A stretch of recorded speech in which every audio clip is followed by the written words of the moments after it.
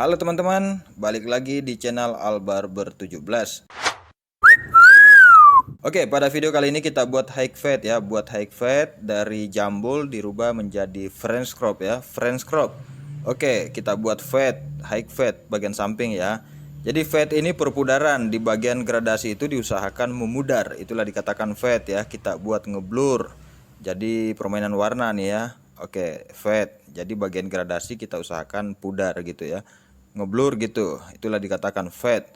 Oke, jadi di sini kita buat high fade ya, step by step. Jadi buat kalian yang mungkin bisa ini menjadi model rambut kalian atau lagi kalian belajar buat fade, silahkan ikuti sampai selesai.